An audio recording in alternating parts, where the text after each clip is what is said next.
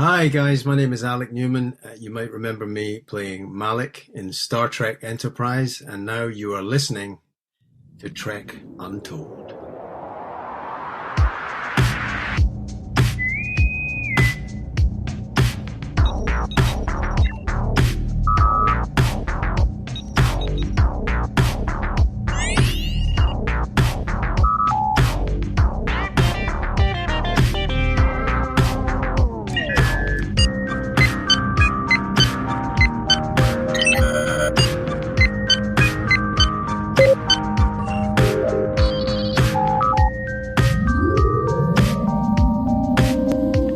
Welcome to Trek Untold, Star Trek podcast that goes beyond the stars.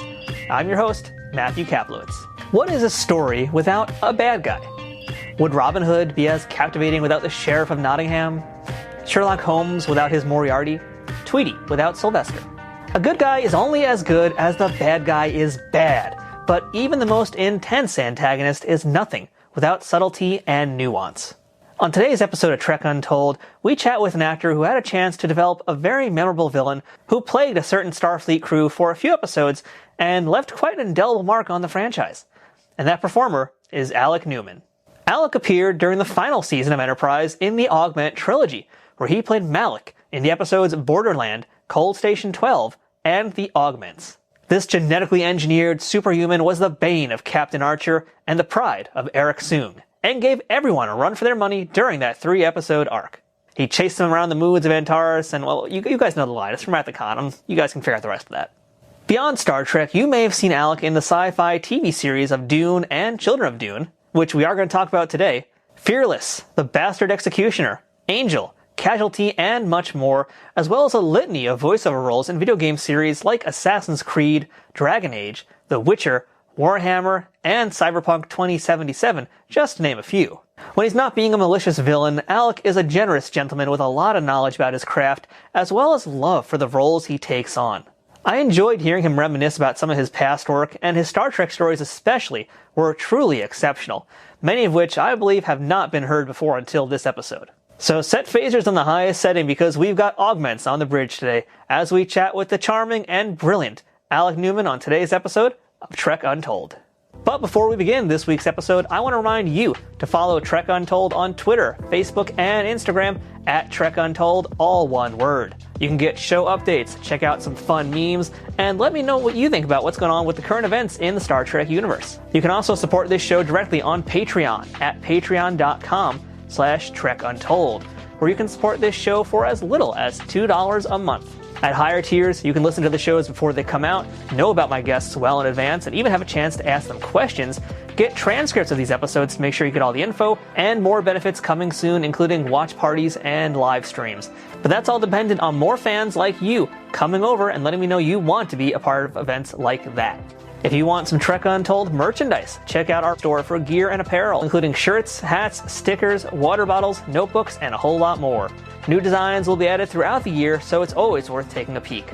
Trek Untold also has an Amazon shop where you can peruse everything Star Trek, sci-fi, and geeky on Amazon in one convenient location.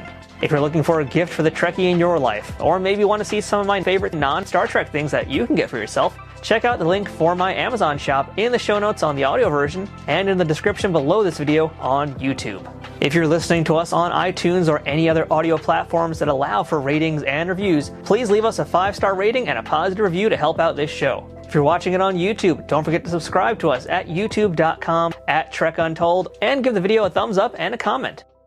All of these things help more people find this show and to continue growing and bringing you awesome guests each and every week. Now, without further ado, let's beam in this week's guest. Computer, access interview file. And welcome back to Trek Untold. And now joining us on the show, you know him as a son of Soong, but today he's just himself, and that is Mr. Alec Newman. Alec, how's it going today? I'm good. How are you, man? I'm doing wonderful. Very excited to talk with you because you're all the way on the other side of the world, too. I'm so happy that we have the thing like Zoom that allows us to do this kind of thing. Yeah, post-pandemic perks. There you go. It really is. I was going to say that before we started, but it just came out of my mouth. I'm glad you saved it for the show. Yeah, it's one of the amazing things. I mean, that's basically how I started this show too, was because of the pandemic. It allowed me to do this kind of thing, and it's given me a chance to speak with folks I probably would never have had the chance to, and that's including yourself. Because Sure. you're a folk who honestly has been on my list of people to get since the beginning of the show. So That's lovely. it's very, very cool to have you here. Yeah. So yeah, let's kick things off here, Alec, and I'd like to ask you the question I ask all my guests first in the show.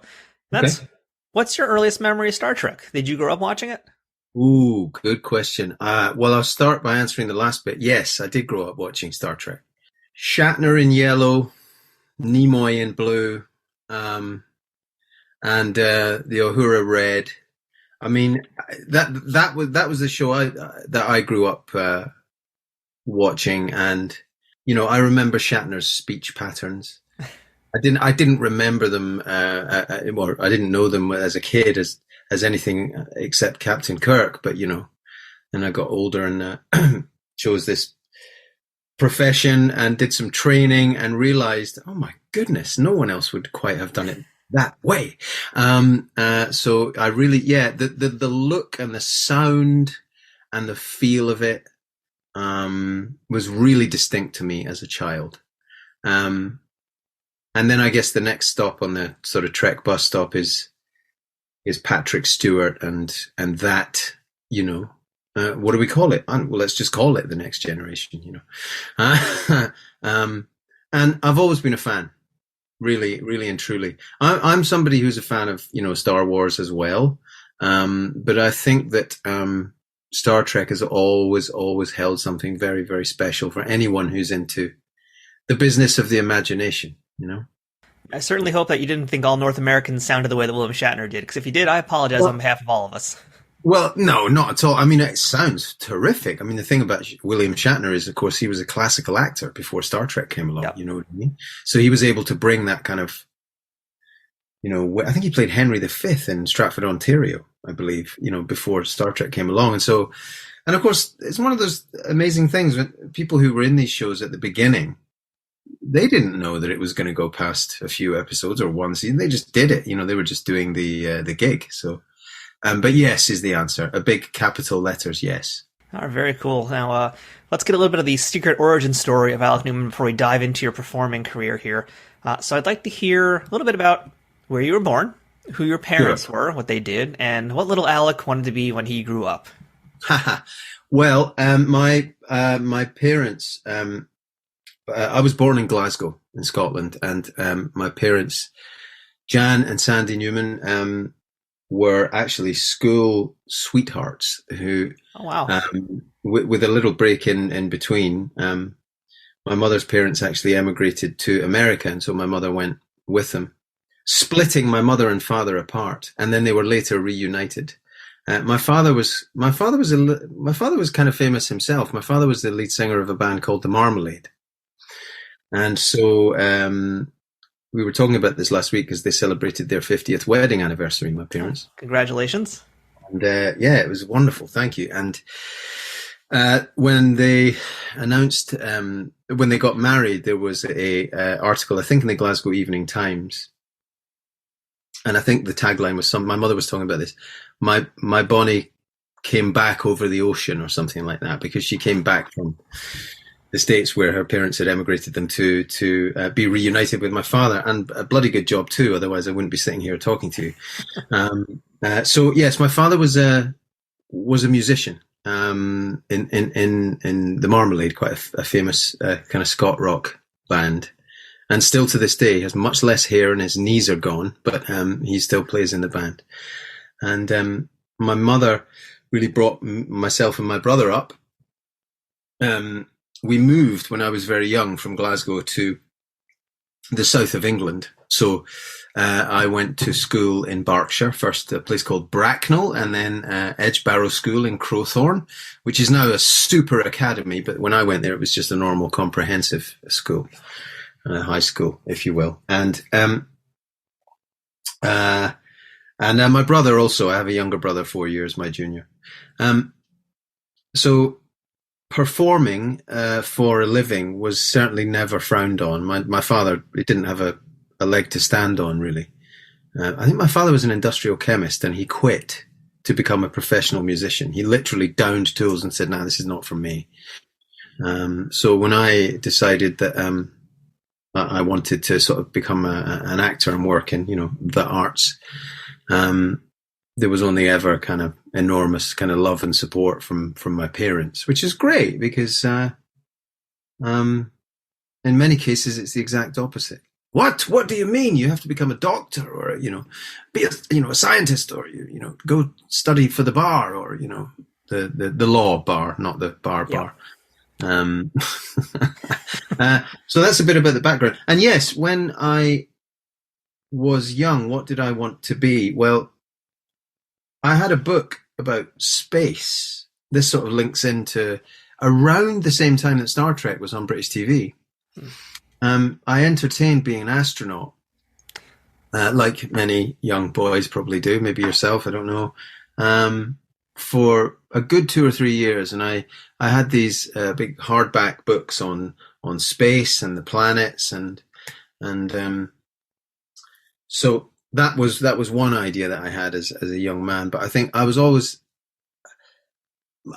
my imagination was always fired. So pretty much as soon as I got into the middle and latter stages of school, I kind of figured out that I was amazed that you could make a living pretending to be like other people and stuff. And pretty much latched onto that with the encouragement of some amazing teachers. And I think without that, I'm not sure how it would have gone. But now, I don't really quite know the timeline of how things would line up here, but like when your dad had like Reflections of My Life or Obla Di Obla, like were you around? Were you able to like see him during those time periods, or were you around a little later on? So Reflections of My Life was, I think that was 19. I mean, Reflections was early. There was a song called Falling Apart at the Seams, which was 1975. And of course I would have been 1 year old. So the earlier records, no. My father joined the band in, I think, 70 or 71. Okay. So, and he appeared on Top of the Pops with Falling Apart at the Seams in 1975. And my mother says that when they cut to a close-up of my dad at the mic, apparently I ran for the TV screen and gave him just a peck on the cheek, in close-up. So yeah, I was aware that but you're a kid, so you don't know any different. I never knew, what it was like to have a dad that wasn't a musician, and there were presumably, people through the house and, other bandmates, they would meet at the house to drive off to concerts and gigs and appearances and stuff. And it was just completely normal for me as a kid. Yeah, it's really cool that you actually had that sort of upbringing where performing was very much, not even just encouraged, but very much like go for it kind of thing. And I'm curious, since he was in that world and he was a pretty, notable person too. Did he ever give you advice or that kind of thing as you're going on in your performing career? You know what he did? I leaned quite. I guess my dad was sort of delighted to be around when I started out. In fact, I remember, he came to the graduation and David Suchet presented our diplomas when I left Lambda. Hercule Poirot himself. Exactly, yeah. And he's a wonderful man, and I think my dad is a bit of a fan. So my dad at the graduation, when we all retired to the pub, the handsome cab down from the Commonwealth Centre in Kensington, where we all got our diplomas, he was able to buy David Suchet a whiskey, which he to this day thinks is just the greatest thing ever. I forgot the question now because I'm right back there in my head. What was your last question, Matt? I'm just wondering how he was once you started to get along in your performing career. Yeah, so I was mentioning the diploma day and the Suchet whiskey because my dad loved being around. He loved the vibe of, I guess, young people starting out in the same area that he was in. I remember when we shot Dune, my dad spent a few weeks with me out in Prague, and he loved being around. Not so much now, but certainly when I started, he was around and he loved it. I mean, he loved it. And he also understood what it was to kind of be a sort of young man, a young sort of buck, whatever, starting off. And really, I got a really strong start to my career, and he understood that kind of drive, and I think it came from him. But to credit my mother as well, my mother taught me about reading and books and how to fire your imagination. And so between the two of them, I think my dad is a performer and having the aptitude and the stubbornness to stay in the game. And my mother, who's, you know, she brought me and my brother up, but, you know, she was, any interest I have in literature is really to be credited to my mom. And I don't think my dad is a reader too, but he wouldn't mind me saying that, you know. Yeah. So it's a sort of perfect hybrid of bits of the two of my parents that It really is, yeah. led me into this ridiculous career. But it is really interesting. I mean, you got the passion for performing from your dad, and then you got basically the appreciation of the word, of the text from your mom. And those two things together is a very powerful combination in your line of work. Yeah, so. and I sort of something I was aware of very early on. I was like, okay, that bit's from mum and that bit's from dad, and you know, still fortunately, you know, touch wood, they're still around and they come and see me if I'm in the theatre and they enjoy seeing, you know, shows when they come on the TV and stuff. And they're not shy about telling me if they don't like it, you know. There's a movie I made a few years ago and my mum, I sent her an early pre-release DVD and she watched it. She was like, I didn't like that. It was boring. That was boring. I don't like that stuff. You know, I won't tell you which one, but we'll spill that tea later on. Yeah, we'll save that one. Yeah. But I think it was really important to have that support and use that as a kind of taking off point, you know. Well, let's talk about what your very first on-screen role was, Alec, if you remember that. Because, you know, I know IMDb says something. I never trust that website. So, no. Do you remember what your very first on-screen gig was and what you learned from it? So I first appeared in a role in a series called Taggart, which is a Scottish Glasgow set detective show, police show. And originally Taggart was played by a great old Scots actor called Mark McManus, who sadly died. But they kept the show going, you know, it'd be a bit like Columbo without Columbo, but it sort of worked because the sidekick stepped up to the lead cop role, and then the other sidekick was there, and then they were like a duo. So my first role was the murderer in that. I don't think I'm spoiling it because it was in 1996, so you know nobody's going to dig through and wonder what happens here. I don't even know if it's available anymore. But it was a 3-parter. It was called Taggart Apocalypse, about a religious cult that set themselves up in the countryside outside Glasgow, and a series of murders based on the 7 deadly plagues start to happen, and that's that, you know, 3-parter crime to be solved. So I played the misguided son of the cult leader who ends up being behind the whole malarkey. Yeah, I had stepped out of the National Youth Theatre production of Othello to go and do it, and I was playing Iago opposite Chiwetel Ejiofor, who of course went on to very, very great things, and is still a dear friend of mine.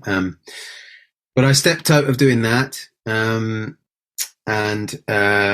because Taggart came along, and the biggest lesson I got was the director, Marcus D.F. White. We were doing a very simple scene where I had to walk between, I think, 2 or 3 pillars. It was like a courtyard, and I had to cross the courtyard. And I kept disappearing behind the pillars just as the camera was tracking at the wrong place. And Marcus pulled me aside and he said, Alec, if you can see the camera can see you. And I went, what? He said, if you can see the camera can see you. And I never, ever forgot that. I think that was like day 3 of my first job. I was like, just do your thing, ignore the camera, you know, that kind of, you can't ignore the camera, otherwise you might not be on it, you know. So, that was a piece of advice that still comes back to me every now and then now, you know. And it's true. If you can't see the camera, then you're probably not in shot. Yeah, it's a very brilliant piece of advice, and it's absolutely true. I mean, yeah, it makes perfect sense. And so the best pieces of advice are always kind of silly when you first hear them, you know. But thinking about it, yeah, he was right. Bless him. So how did you find your way from that end of the world over to Hollywood? Well, I mean, via Dune, really. So I was doing a play in the West End with Kate Blanchett a production of a David Hare play called Plenty.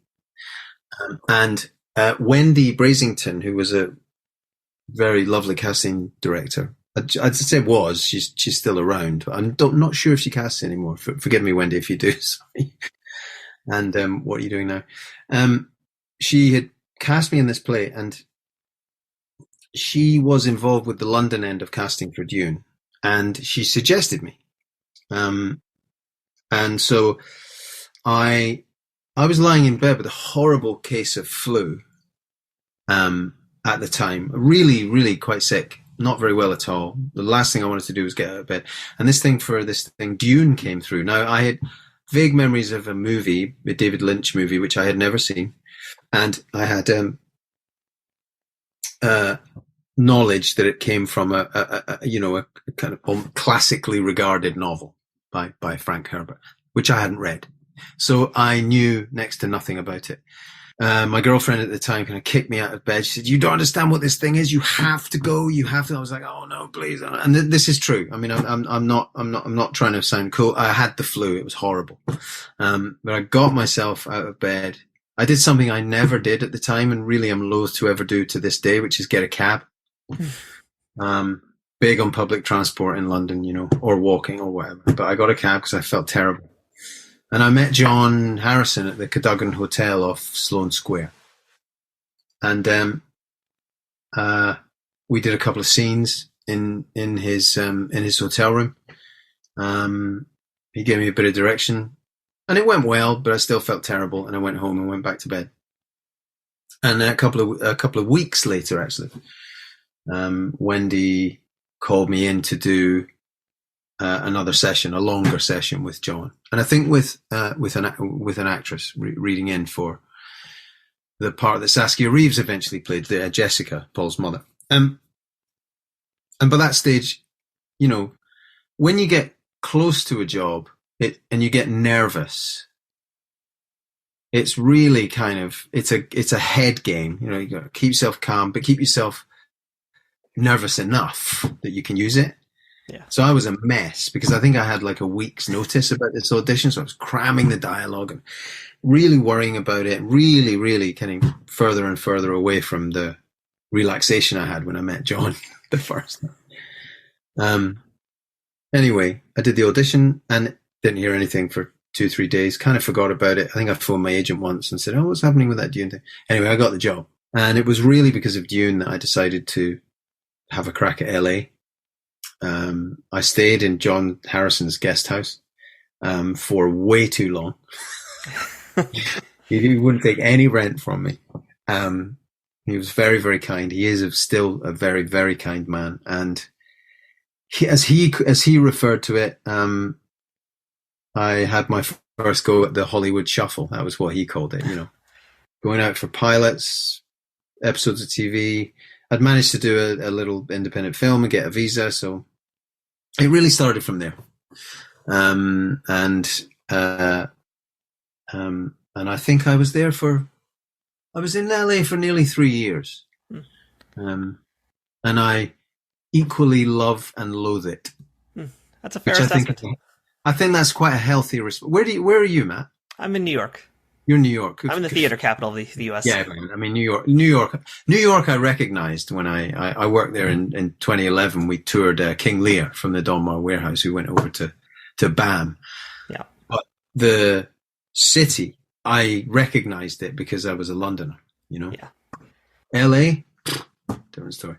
L.A. was really, but I considered it a fairly healthy response to both love and loathe it. And also my grandparents, who I mentioned before, they had lived in Los Angeles, so I had a kind of kinship with it. Some of my friends went there for 2-3 weeks. They were like, "This place is nuts. I'm going home," But I had at least some familial connection with the place, which helped me stay there a bit longer, for better or worse. So that's really what got me over there. Yeah. Initially. Well, it's kind of interesting. You talk about having this culture shock going over to Hollywood, and I could definitely recognize and understand that. But it's not just that too. I mean, you're talking about your first big thing being Dune, which again, we're going to go talk about culture shock about Dune, because you're going from different kinds of sets now, these enormous lavish things, a lot of green screen work as well. Yeah. I would assume it's safe to say you've never done anything at that point in your career quite like Dune, right? No, and I had also never taken responsibility. Not that I was particularly aware of it, which I think helped me stay sort of reasonably loose and free of any, oh God, kind of free of any ideas about what it really was. And I remember a good friend of mine at the time, who was also an actor, sitting me down in London before I traveled to Prague and saying, dude, you do understand what this is. You understand that Star Wars would not exist without Dune. There would be no Tatooine. There would be no, sense that Luke Skywalker in Star Wars is chosen. That's all from Dune. You know that, right? I was like, what are you talking about? What is, and I'd read the novel by then, but I was like, oh God, okay. So I didn't speak to that friend for a few weeks because he made me really nervous. But yeah, I mean, Dune, and not least working with someone like Vittorio Storaro. And again, I knew that he was a much lauded, world famous cinematographer. But if I understood about him what I understand today, it would have made me again really nervous. I would be like, oh my God, this is Vittorio Storaro. We just got on with it because I was 25, then 26, because we shot for that long. And it was really, like I said before, I had never taken responsibility. I had never shot almost every day, almost every scene. So as a training in itself, for the rest of my career, it will probably stand as the biggest kind of chunk of growth, I suppose. Not that I was aware of it at the time, because you never are, because you're 25, 26, and you don't know which end is which way is up, So, yeah, it was the older I get, the more I realize what a huge kind of U-bend in my life that was, Yeah, and it's a big role in so many ways, because not only just the fact that you're a lead in this enormous production, it's also the fact that you're stepping into the shoes of Kyle MacLachlan, who really made that role in that initial movie. And, I want to talk a little bit more about how you approach the character of Paul Etraides, because I watched an interview that you did, in fact, about him, and you used the word Messiah, and that's really the correct word used for Paul. But he's also the reluctant Messiah, so it's very much like that Joseph Campbell hero's journey that we hear about all the time, and that's very apparent in sci-fi media. So, I feel like having watched it, you kind of approach this in really, it was a very novel way as opposed to what Kyle did. You made this very much more of a religious way. So, when you look at this material, what was your take on the character and where you wanted him to go by the end of that initial series? Yeah, that's a really cool, interesting question. That's really well observed, because, first of all, I never saw Kyle play Paul Etraides. I never saw that movie until after we were finished, deliberately. So, and secondly, John and I talked at great length. I mean, I think I had 2, maybe 3 weeks in Prague before, pre-production. And Prague's a great city, because I would take the novel and go for dinner, sit, read a few chapters.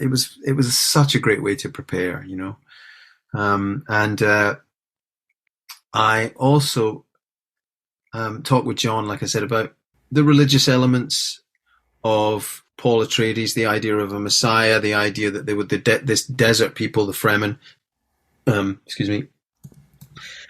the essential idea that one man's freedom fighter is in fact another man's terrorist. Yeah.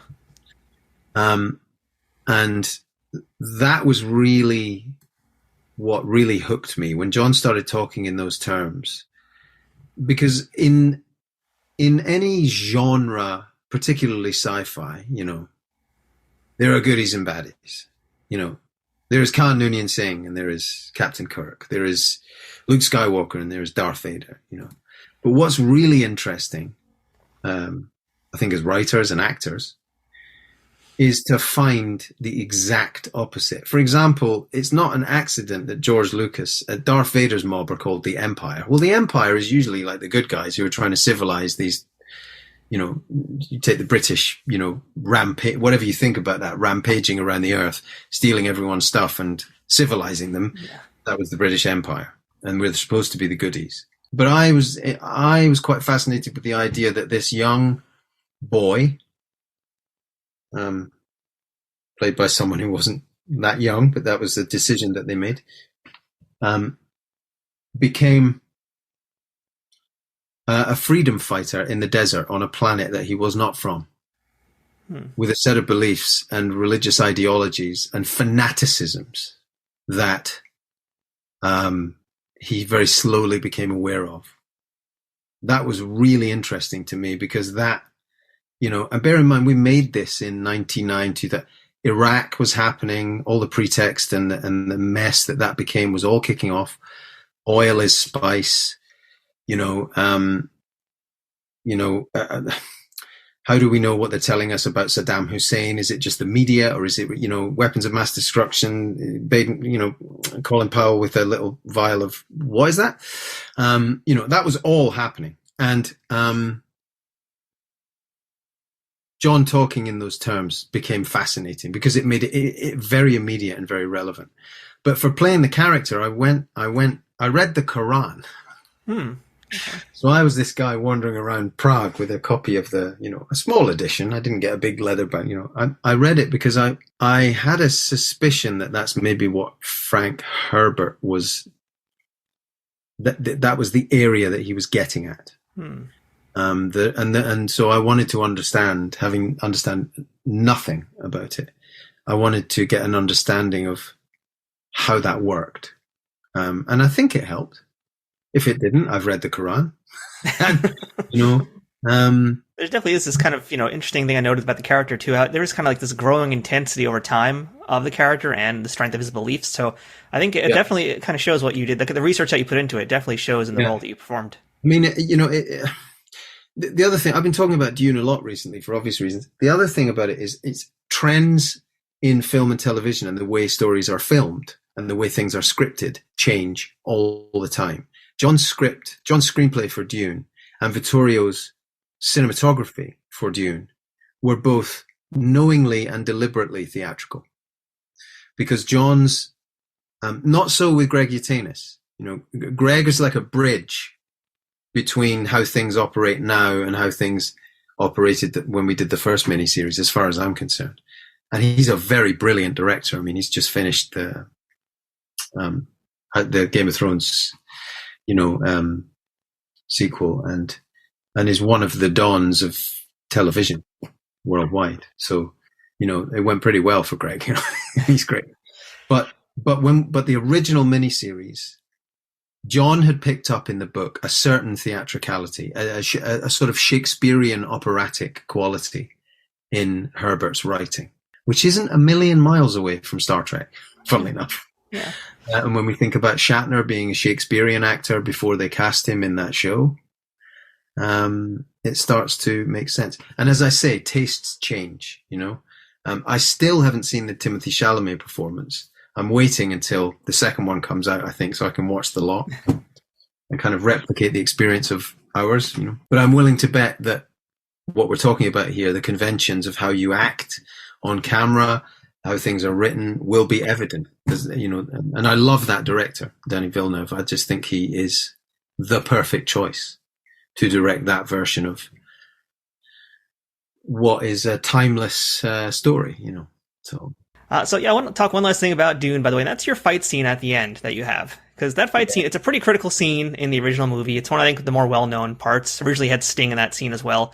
For your version in Dune, again, big, amazing set you guys have, very different from that original David Lynch film. So just tell me what you remember from that day and choreographing that fight scene, and just really how that is essentially the culmination of the entire 3 episodes of that miniseries. So we shot that scene very near the end of a 16-week schedule. That's a long schedule. But my first rehearsal for that sequence was on the first day of the 3 weeks of pre-production.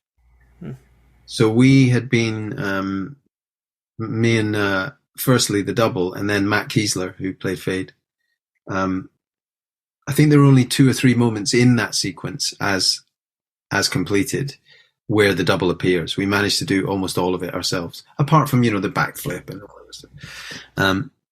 But yeah, we had weeks and weeks and weeks and weeks to very slowly put that sequence together. Build up fitness. I don't think I've ever been so fit in my life as I was by the end of that 16 weeks. And working with a very brilliant stunt coordinator who's very old now, but he was an Olympic wrestler in a former life, called Peter Drozda, who was a stunt coordinator. When Prague in the late 90s and early 2000s, because it was so cheap to film there, everyone was going there, you know. And he was working all the time. So yeah, we rehearsed it for weeks, and we shot it, I think, across 2 days. We shot everything wide. We did do the fights with the flip sequences and that cut out, and we'd reset. We did do master takes of that fight. Vittorio wanted a kind of formality, a sort of Japanese formality to the way that it was shot. Yeah. So it's shot very, very classically from the side. We did all that on the first day, as I recall. And then the second day, the doubles came in and did their pieces. And then we shot close-ups and pieces and little bits of the fight tighter. And I do remember John talking to us. It was a very deliberate cinematographic approach to focus on the ceremony as a way of upping the stakes. He even had a lot of people hated it, but I think it's brilliant. He even had the guild navigators go across the frame like that as the politics moved. You know, they put their chips with who they think's going to win. And there's a point where they, you know, after the fight's complete, they just all shuffle across the frame, you know, with the pointy hat. And that formality was helped by Mr. Piszczek, Theodore Piszczek, who's still with us, a very brilliant designer. He had designed these ceremonial. I mean, I basically I'm looking at a picture of it on the wall, actually. It's a bit of a Japanese kimono. We even had the head thing. And that came off before Paul comes down, as I recall. Yep. Onto the floor. Very ceremonial. The focus was very much on the ceremonial aspect. And we had weeks to prepare the fight itself, because there was a lot going on in pre-production. So we didn't, nowadays, you know, you'd probably meet a stunt coordinator 3 days before and you'd stick it together, and the doubles might do lots of it. But we were very fortunate, Matt and I, that we could shoot what we'd been working on. It was quite satisfying, actually. And my dad was there. That was one of the days that he was there. Yeah, it's a very cool looking scene, and it did remind me, you know, now that you're telling me the sort of Japanese cinematography roots in it, it felt like if I was watching a Kurosawa film. It felt like there's that kind of, you know, that almost like weather and ambience in the background too. It's happening. Yeah, it felt very much rooted in that kind of mystique. I mean, it's a physical representation of a political shift. That's how John talked about it. You know, that's quite cool. You know. Well, Alec, I want to talk about one more thing before we jump into our Star Trek discussion here. And I found this hiding in the dark corners of YouTube, but I was able to find your performance as Dr. Victor Frankenstein in the Hallmark Frankenstein film. Oh, yes. Yeah, which also has William Hurt and Donald Sutherland and Luke Goss as the monster in it. And it's a really great movie. I mean, number one, so anybody out there who wants to see some excellent work by Alec, check that out. Just a good movie. But I also really appreciated your take. And again, we're just talking about what you did for Paul Etraides in Dune. What you did for Victor von Frankenstein as well, it's very much kind of a different take, and especially at that time, of what that character was. I guess you could say the stereotype of the mad scientist. And, you know, I'd love to hear, again, a little bit of your thought process of how you approach this character, who is such an iconic, really cliche in some ways, and found a way to make it refreshing. That's really cool, because I said earlier, I'd never shot anything every day for 16 weeks. And that was another one. This was another one. So there's parity between that and Dune, actually, because both were adapted for television and both remain more faithful to the original novel than you would be able to facilitate, both in running time and running time alone, really, if it was a movie, if it was a one-off. And obviously, there's parity too with the great William Hurt, again, you work with somebody once and you're in awe, but I had some sort of, I think, paternal father-son thing going on with William as well, which, again, the older I get, the more I value it, particularly now he's gone. He taught me an awful lot, that man. He was a great actor and wonderful screen actor. And so when he went, I realized a lot of the things that he had, taught me almost by mistake. And he would be embarrassed. He wouldn't like that, oh, stop it, but, he was a very great teacher and a very kind man. But that thing about being true to the book, was fantastic. And yeah, to get away from the zany, cause there is the literary history of these projects, and there is the cinematic history of these projects. And the cinematic history of Frankenstein is dictated by the Karloff bolt through the head, Yeah. Which isn't in the book. It's not in the book. That's just the thing that would be great if it was this. And again, trends about how things were scripted and shot come into this. So most people think that,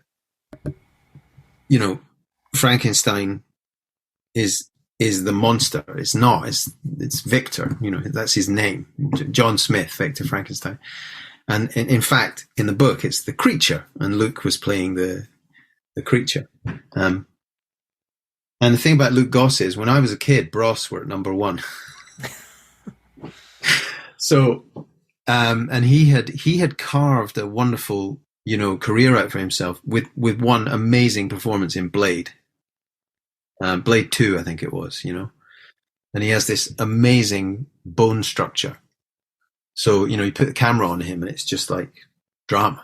He's doing nothing, so that was a real, pleasure. And then they brought in Donald Sutherland to play Captain Walton. And again, I talked about William earlier and about being fortunate enough to be around these great actors, but Donald as well. Just you can't help but learn, being around. And Donald, he doesn't suffer fools gladly. I will admit this. He knows. Let's say he knows the conditions under which he can do his work, and if we deviate from that, he's not shy in telling people. He sent me back to I was smoking at the time. Sorry. And he was an ex-smoker, so he sent me back to my trailer to brush my teeth after asking me if I had been smoking. So I said yes. Go and clean your teeth, please. Yeah, I do think it's interesting what we were just talking about with Paul and Dune and how you kind of looked at it. I feel like it's very much similar kind of story here in your case of Frankenstein, where there's this kind of like gray area of what's good, what's bad with him. And that's what I liked about what you did with him too, was it felt like he was so optimistic. And he was looking for this, and he had like these goals, and they were like altruistic goals, but really they ended up not quite being that way. And yeah, I mean, there's a lot of great back and forth you have with Luke Goss, very complex relationship between your characters. That is, in a lot of ways, I guess a good comparison. Trekkies look at this. It's almost a little bit like Kai Wynn and Kira Nerys. And just, like we know which one really is the bad guy, which one's a good guy, but there's always a little bit of gray area in that. And I found that really great, just, what you did with your character, and also the back and forth you had with Luke. There's a lot in the Mary Shelley novel about God. And I remember one line that William had to me. It was a scene in a graveyard. Only God can create life, Victor. Only God. And it's a science fiction novel. Let's face it. I mean, it's the original science fiction novel, Frankenstein. It's not set in space, but the definition of science fiction is that it doesn't have to be set in space. It's just that's where we went with it. And it's gothic horror, and you were mentioning earlier about these elements are the keystones into how to play these roles. I guess the reluctance of Paul Etraides to become who he realizes he is destined to become, and the pain and the angst that causes him, particularly in the second miniseries, Children of Dune. There is a religious element to Victor Frankenstein that Mary Shelley put in the character, whether he's aware of it or not. The sense that he has done something not just wrong, but ungodly against the code of humanity, something maybe evil, but definitely immoral. And it's those struggles that I think you're talking about. And again, I have to credit Kevin Connor, who directed that. There were lots of, I was young and I was lapping all this stuff up. I got to play these great parts, but if you don't have a director that talks to you about these arguments, you're just pulling faces. You're pulling faces, you know. It has to be going on in your mind. There has to be something that's consuming you that isn't just, when do I say that and when do I move? And, you know, there's got to be something behind that. And increasingly, at least in film and TV these days, sometimes that bit of a process can get missed because you have to hurry up. We need it now. And we should have shot it last week. And I just want it to look cool. And that's fine. But if it looks cool and it's got nothing else going for it, there's a lot of, you can spin through Netflix and Amazon for hours and everything looks cool. Everything looks cool now, but it's got to have a bit of kind of beating heart, you know. And so with both these projects that you've mentioned, you're reminding me now that was kind of the case. Trek Untold will return momentarily. Trek Untold is sponsored by Triple Fiction Productions. Celebrating 15 years in business in 2023, TFP creates 3D printed Star Trek and sci-fi inspired items that fit into any collection. Whether you're a cosplayer who wants a Starfleet phaser, a Bajoran tricorder, or a Klingon dagger, or a toy collector looking for that special accessory or diorama to make your figures truly stand out, Triple Fiction Productions has exactly what you need. And for you figure fanatics, that includes products that are the perfect size for Galoob, Mego, Playmates, and everything in between. All products are 3D printed in the US, with new designs constantly being updated on their website. Repeat customers can sign up for TFP's loyalty program for free, which is a great way to save money as you build your collection. Repeat customers can sign up for TFP's loyalty program for free, which is a great way to save money as you build your collection. Repeat customers can sign up for TFP's loyalty program for free, where the more you order, the more discounts you receive. TFP also has a Pay What You Want section, where clearance or misprinted items are available at a discounted price. Best of all, every product can be shipped worldwide. As a special bonus for listeners of this show, Trek Untold has a special discount code just for you. Enter Untold10 at checkout for 10% off of all orders with no minimum purchase required. That's 10% off using Untold10. To see all of their products, head to triple-fictionproductions.net. Or to stay up to date on their newest products, find them on Twitter, Facebook, and Instagram. Triple Fiction Productions, where something is only impossible until it happens. Are you looking for the perfect fashion statement to show you're a geek and proud of it? Well, welcome to Geek Girls Castle, where I make fun and functional geeky clothing and accessories for every occasion. My name is Missy, and I started creating my own gear and apparel in 2015 to bring nerdy products to the geek girl population, which does include all LGBTQA+, non-binary, and POC and BIPOC folks.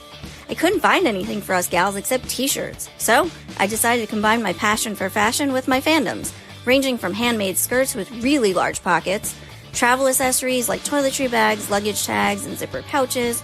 I also embroider nerdy items for home decor like wall hangings and hand towels, and products like keychains, bookmarks, and journal covers. Need something to carry all that in? Well, I make great bags to put all those accessories into or onto. Whether you like Star Trek, Star Wars, Doctor Who, Marvel, DC, and everything else in between, there is something for every geek girl. My website is constantly updated with new styles and fandoms, no matter what time or dimension you come from. If you'd like to browse my products or ask for something custom, visit me at geekgirlscastle.com. That's geekgirlscastle.com. Have you ever watched a YouTube video and said you wish you could do what they were doing? Whether it's the filming, the production, the editing. Maybe you listen to your favorite podcast and you wondered how they put that show together, how they got that great sound quality, what gear they use, how much does it cost to get started? Or maybe you checked out a video or read a book about one of your favorite entrepreneurs and it made you say, I want to live that life. I want to do what they do. Then check out my podcast, Toys and Tech of the Trade. I'm Rich Butler, and I've been making podcasts for almost 2 decades, speaking with experts across all fields to get to the bottom of the hows and whys of their achievements. Each week, I sit down with these amazing people who have carved their own path in life and share the gadgets, the gear, and the tech that they rely on to create their content, the methods that they use to run their business, and the habits and trends that are part of their daily routine and their way of life. And all of that, of course, gets put together to make them successful. We pull back the curtain on the process to help you understand what these people do differently so that you can draw inspiration and get ideas and be inspired so that you can take action today. This podcast is inspiring, educational, it's enlightening, and most of all, it's a lot of fun. I want you to join me on this journey so that you can use the tools and advice shared in this podcast to level up your business or creative endeavors, giving you all the tips, tactics, and tools so that you can transform what you're doing from a side hustle into a full-time lifestyle where you can collect a paycheck for doing what you love. Check out Toys and Tech of the Trade wherever you listen to podcasts, and check out the RageWorks Network at RageWorksNetwork.com for more info on this podcast and all of the many other great shows that we have on the RageWorks Podcast Network. That's Toys and Tech of the Trade. All right, so Alec, let's beam into our Star Trek discussion here. And you entered the franchise in the final season of Enterprise as the Augment named Malik, in 3 episodes of that show, starting with Borderlands, following that Cold Station 12, and wrapping this trilogy with the Augments. So let's just start here beginning. How did you get cast for this role, and had you auditioned previously for any other Star Trek roles? I hadn't auditioned previously at all, and when the audition, notification came through, it was a very surreal moment, because Star Trek was a big part of my childhood.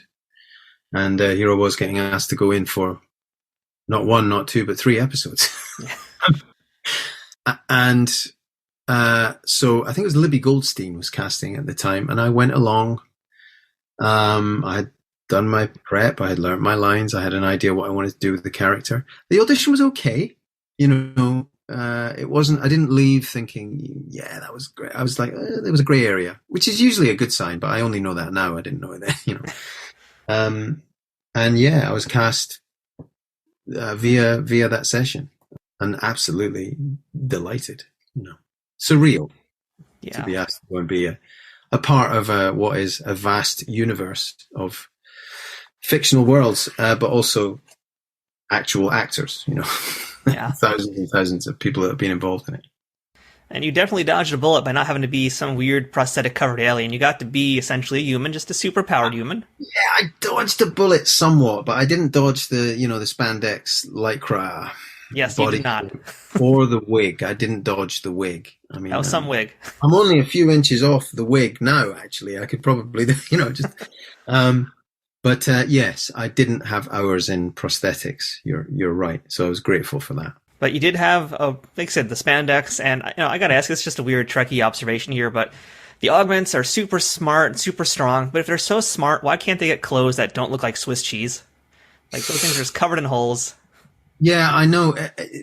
Look, I mean, you're not going to pick holes in this, right? I'm joking. It's a joke. It's terrible. I'll give you a slow clap for that. I know. You're always so funny. Why don't you do comedy? I know. My guess is as good as yours. It's to do with the mythology of those characters, isn't it? The Wrath of Khan element, the pull through of those characters. But yeah, I can tell you it was tight. Yeah. Well, let's talk about working with your on-screen dad, if you will. In this case, that would be Brent Spiner, Star Trek royalty, and just royalty in the acting world across everything he's done.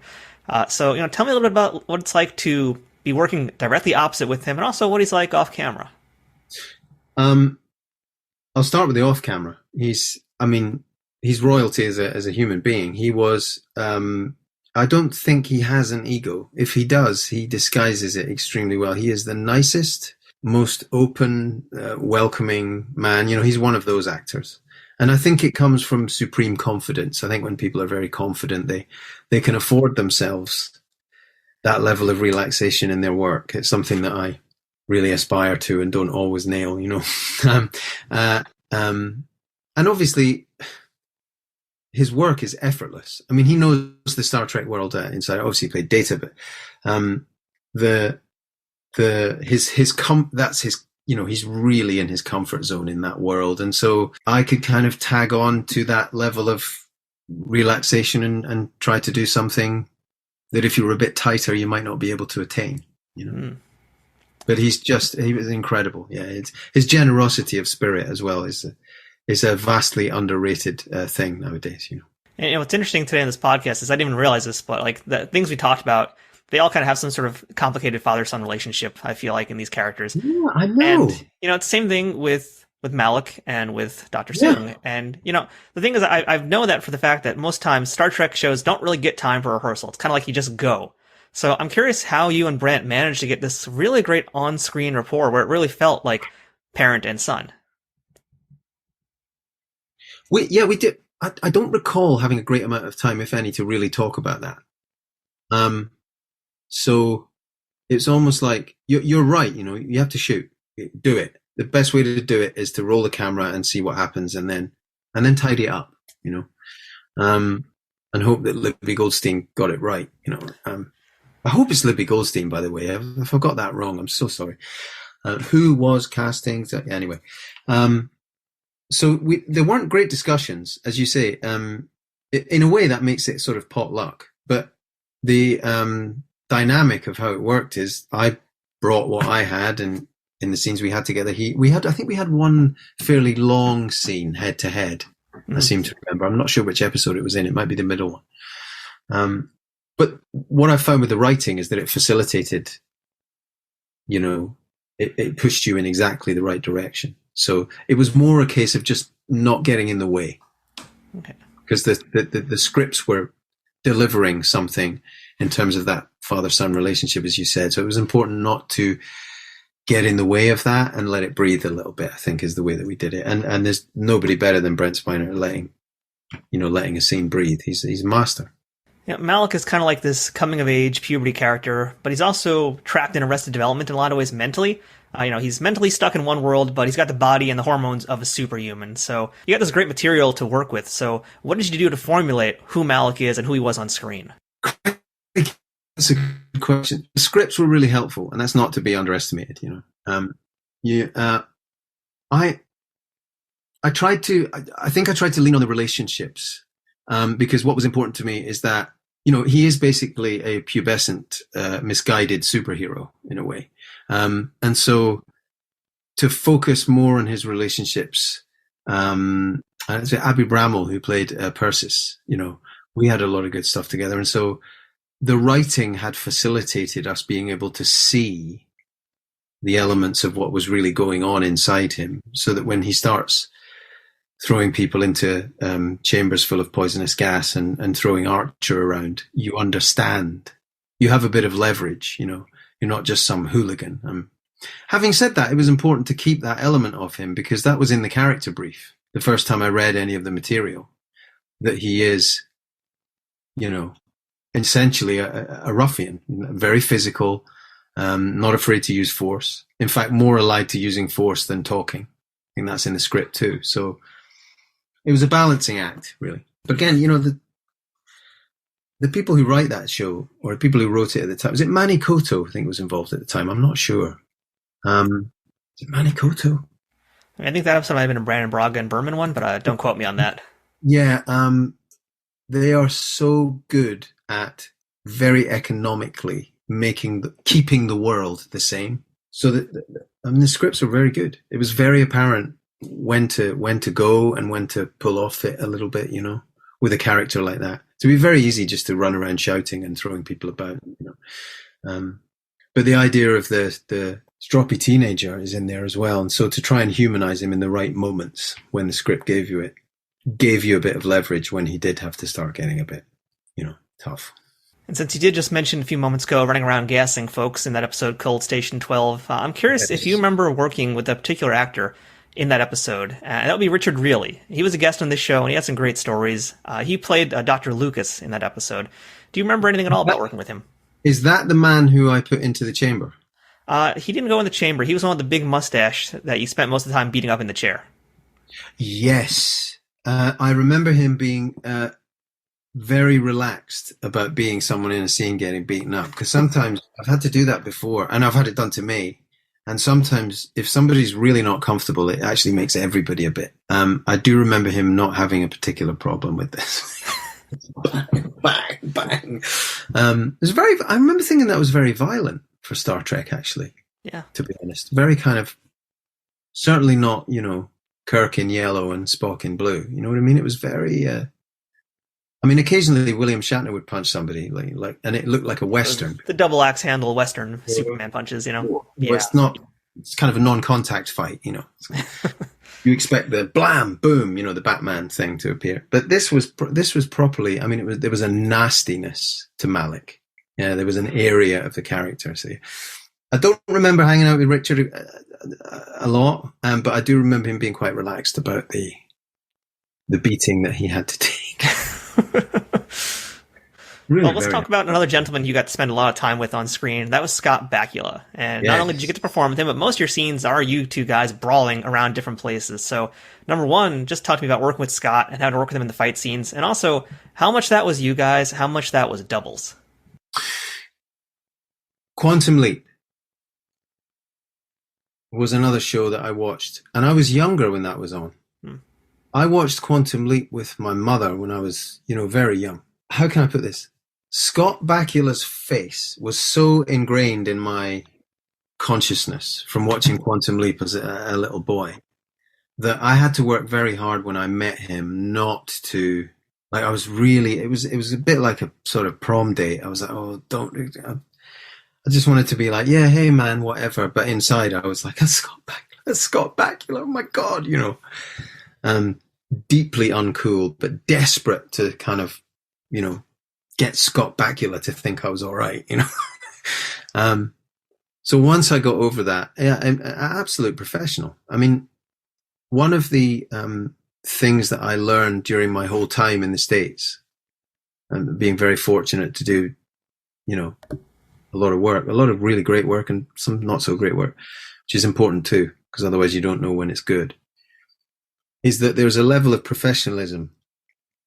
And it's different to in the UK. I think in the UK, because we have a stage tradition, with some actors here in front of a camera, there's always a bit of a hoodoo. Oh, what's the camera going to do? Is this going to be all right?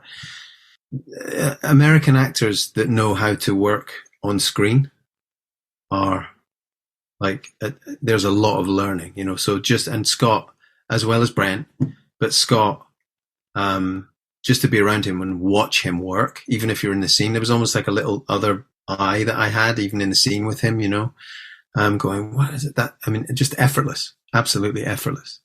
And that's a tradition of acting that we don't really have in the UK. It's something I think that American actors do without even thinking about it. And yet there's American actors that say, well, how do you do that kind of stagey thing? How do you, so there's a mutual respect for the different directions that we come from. But so I was in awe of Scott, and I was a little bit nervy around him. I think I made a slightly kind of wisecrack comment about a set that was painted purple on one occasion, and he kind of looked at me and sort of went, "Hey, come on, kind of don't talk about the set. That's the set. That's a Star Trek set. Wake up, Because I was young, I was trying to pal up to Scott Bakula, and it didn't quite work,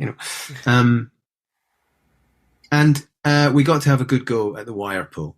I think ultimately it was a stuntman, but we did everything except the moment where the body flies up against it and hits the wall. We got very physical, and at the time he was really into that. There were no punches were pulled. It was proper, I had to hold him by the neck. He wouldn't let me. He was trying to get away, So, except maybe when we had to hit the mark, it was a bit. So yeah, we pretty much did everything that we could do that they were probably insured to let him do. And yeah, just, I had to keep kind of pinching and slapping myself to be present, to do what I had to do, Understandable. It's a heck of an experience to have. Yeah, coming from where I come from, family moved down from Glasgow when I was 4, and, I was sitting in my house, was I 7, 6, 7, 8, watching, Scott Bakula and Quantum Leap. Well, Ziggy says you have a 5% chance of all that stuff. The great Dean Stockton, bless him. And it's a part of I didn't realize that it was, a part of my sort of being from when I was a kid. And then there I am, you sort of going toe to toe with Scott, I think there was a lot of, at the time, I think the show, I think, what was it, on UPN at the time? Yep, UPN. I'm not sure what stage they were at with whether they were going to continue. I mean, I had never taken responsibility for a series TV. The lead in a TV series, a network series. I have since done it, and I sort of understand what the pressures are now. So I understand what Scott may have been carrying, to have that level of responsibility and to feel that it was his show, because it's very much Archer's show. Although all the other guys are great. I remember, is it Dominic Keating? Yep. He was wonderful, and he's English, so I think he's English. Yeah, he was wonderful. So we could talk about football and stuff like that on the odd moment. But I, if you see what I'm saying, in hindsight, I suspect that Scott Bakula was thinking about. He had a lot of plates spinning, I think. So to be as professional and as brilliant consistently as he was, again, it's just learning, man. When you work with people like that, you don't realize until afterwards either, and sometimes years afterwards. But what a great, great privilege to be sitting here talking to you about time spent with actors like Scott and all those other guys. So, Alec, the episode The Augments, that was the final one you did in this trilogy here. That has a little more piece of Star Trek royalty in it, because that was also directed by LeVar Burton. And I'm a big fan of LeVar, so tell me what it's like to be directed by him and just being around that man, because that's the guy I'm dying to get in this show. Whatever he says, you just do it. Even if you don't really get it or you think it might not work. First of all, that rarely happened, but in the 2 or 3 occasions when it did, I just did it and I was like, oh yeah, okay, you understand this world. You understand this, how this thing should be shot, how these lines should be delivered. And you understand the bandwidth of Star Trek, of this version of the show as well, because they're not all the same. They're very different, or slightly different tonally. And LeVar really understands that, and we don't need to talk too long about why. So, but also very detailed. Very detailed direction. Some TV directors I've found over the years, just do it. We'll do it. We'll do it again. We'll do it again. We'll do it again. We'll do it again. He would come in and chop away at a certain bit until, there was a little bit of finesse. And I remember this scene where I think the ship is going down and Malik is badly injured and he's lying on I just remember lying on a control panel going, oh my God, I'm lying hurt. I'm on a control panel in Star Trek. Really. And, he was really he wanted a remembrance of Montalban, from The Wrath of Khan, and that sense. And I loved that movie. I think it's lots of people's favorite Star Trek movie, The Wrath of Khan, and that performance from that actor in that at that time. The thing with the ears, when he puts them in the Chekhov and someone else's little horrible ears, wormy things, the little thing, the SETI eels. Yeah, just like, and the accent and the bearing. I mean, a very impressive man. So I do remember me and LeVar talking before a take about that. This is it. This is that kind of, give it that size. So yeah, again, a privilege. And again, just pretending, trying desperately not to be too uncool or look too excited. And probably failing, That's what I'm doing right now. I'm trying to hide my excitement, but I'm doing a horrible job at that. So, I gotta also add, since you just mentioned that scene with the control panel, were you aware that actually basically was a direct homage to The Wrath of Khan? Do you know what? I think I was. I think that's why subconsciously I answered the last question the way that I did. And LeVar was certainly aware. I think I'd forgotten, but I hadn't subconsciously. It was in. Yes, I was. I mean, yeah, I loved that film. I mean, I watched The Wrath of Khan a little while after funnily enough, I was so aware of his performance in that I didn't watch it before we shot. I always think that's a bad idea. Like watching Dune before you shoot it's just a bad idea. But I did watch it again a little while, and it just made me, it's so joyous, like how good he is in that film, So to have been on a set trying to reference that Yeah, okay. I'll take that. Thanks, Yeah, LeVar.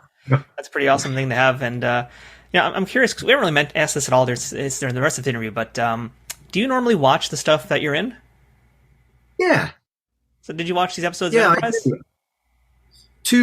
Enterprise, definitely. I mean, I was going to say there are two reasons, but there are three when it comes to things like Star Trek.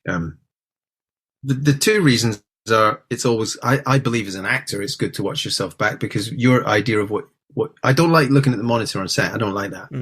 Yeah. I don't like it when there's like 50 people watching the show when it's being made. I'm not the director, so, but I sort of breathe a sigh of relief when the director's like, can we not have the entire crew around the monitor after each take? That's not what we're doing, But I think watching your work is valuable after the event because sometimes what you think you did isn't quite what you did.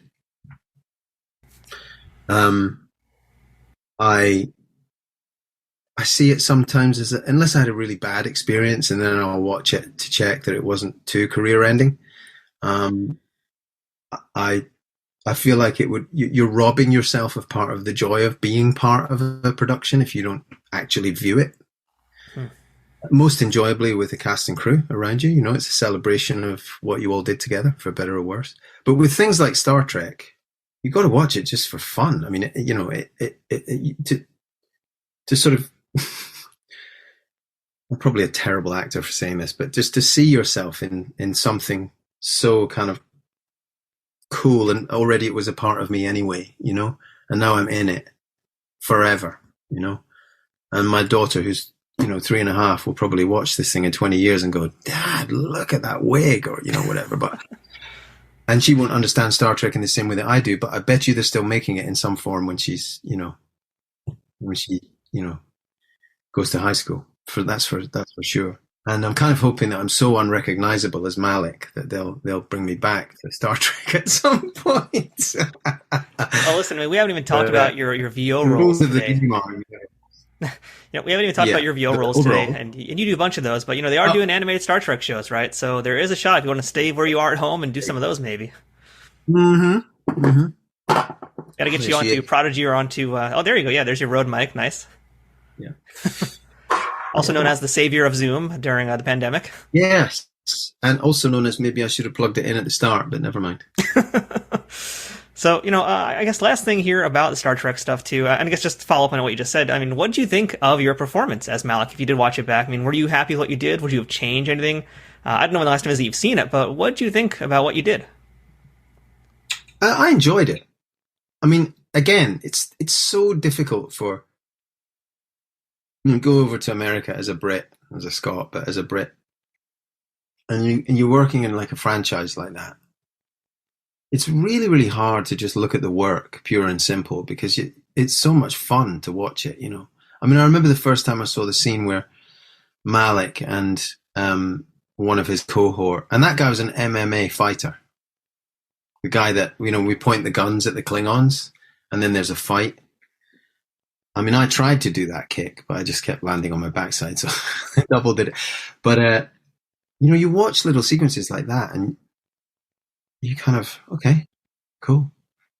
I'm not going to sit here and try and be, really cool about, I was in that, and and an interesting stuff.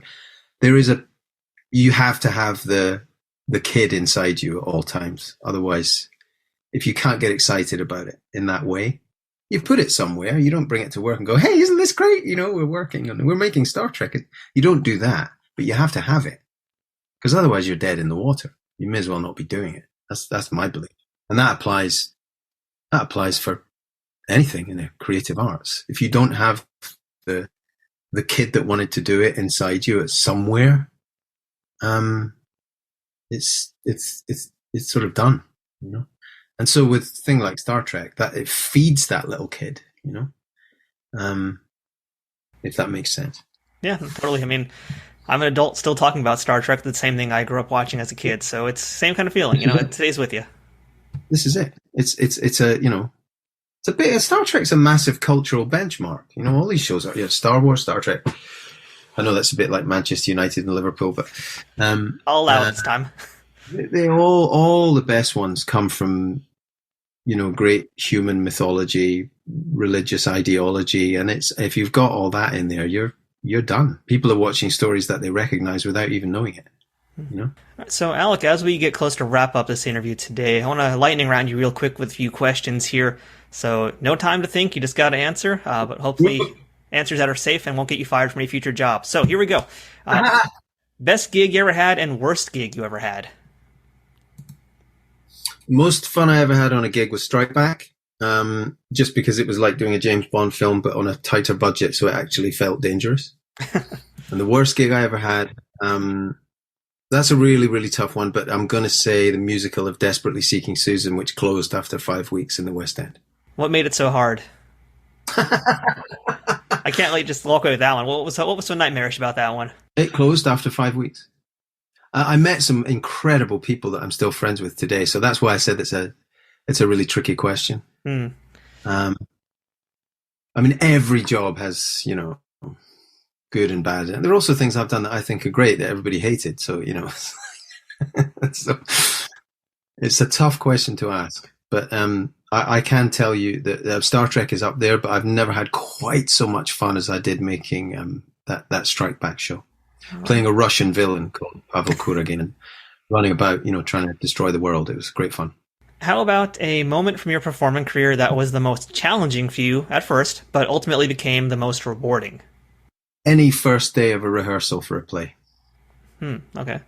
What makes it so difficult? It's just that you're trying to get into I can't imagine how this is ever going to be something that you do 8 times a week without really thinking much about it. But it always does. How about most valuable piece of advice that someone ever told you, whether it be about life or about acting, that you still hold on to and use today? What's for you won't go past you. My mother. She said it to me last week. So you definitely still use it today. All right. Well, last thing for today, Alec. What is the best thing about being a part of the Star Trek universe? I'll tell you a little story. This is my best moment, and it wasn't on set, and I wasn't supposed to do it. Being able to tell this story is the best thing about being a Star Trek universe. I finished work one day, and for some reason, I think they had shut the main exit from the stage from makeup at Paramount. So I had to sort of go through a cut through, and the cut through was through the stage, and it was the stage that they had the bridge on. So I went, no, there's no one around. So I went onto the set, and it was lit, but it was lit with, the down lights. They were in standby mode. So it was a bit gloomy, but I thought, well, got to do this. I have to do this before I leave, I think I had like 2 days of my contract left. So I went and sat in the captain's chair and did the thing, Only for a few seconds, but I was like, yeah, this is magic. This is great. I've got to get out of here. And as I left the set, I went, oh, and there's little security cameras all over the place. So somewhere these guys have footage of this idiot putting his bag down by Captain Archer's chair and going, ooh, yeah. But no, it often takes my breath away when you hear fans talk about it, because for me it was a very intense and a very enjoyable 3 or maybe 4 weeks of my life, but it's still around today in the imaginations of people, and that's really, really cool, particularly for a boy that grew up watching Star Trek and Quantum Leap. You can't really get better than that. I just like watching you tell that story, because as soon as you got to the part about the captain's chair, you just totally turned into a child right there. I totally felt that glee. Yeah, it's such a cool thing to have been involved in, And the other surprising thing about Star Trek is I'm absolutely convinced that when my daughter is 20 years old, they will still be making Star Trek. Yeah. When she's 100 years old, there's still going to be Star Trek. Yeah. And maybe she'll be in it one day. I don't know. I'll see if I can persuade her not to pursue a career in pretending. And but that wouldn't be fair, because my father never did that to me. Neither did my mother. So she can do what she wants. We'll support her. Well, Alec, thank you so much for spending time with us today and telling us all these great stories, sharing a lot of your knowledge about what you do, really breaking it down for us. And yeah, it's truly been a legitimate treat for me to be able to talk to you today and spend this time with you. So thank you so much for being a part of Trek Untold today. It's been a real pleasure. Thank you for asking me to come on. That's it for this week's episode of Trek Untold. Until next time, don't forget to follow us on Twitter, Instagram, and Facebook at Trek Untold, all one word. If you'd like to directly support this podcast, please consider becoming a Patreon supporter over on patreon.com/TrekUntold, which gives you access to some great perks that can't be beat. Or pick up some merchandise from our store, or use my Amazon shop link to check out all kinds of different Star Trek merchandise. Links for all these things are in the show notes. Shout out to Triple Fiction Productions for being a key sponsor of Trek Untold. Don't forget to check them out and all of the fine folks whose ads you've seen or heard on this podcast too. If you have any questions, feedback, or comments for the show, or would like to suggest a guest or discuss sponsorship options for any of these episodes in the future, send me a message at trekuntold@gmail.com. I hope to see you here again as we uncover more untold stories from Star Trek and beyond, and get to know even more amazing people who have contributed to this ever-expanding universe. Until next time, I'm Matthew Kaplowitz, and remember, fortune favors the bold. Trek Untold is sponsored by TrekSphere.com, promoting fan-produced Star Trek content in all forms, is powered by the RageWorks podcasting network, and is affiliated with Nerd News Today.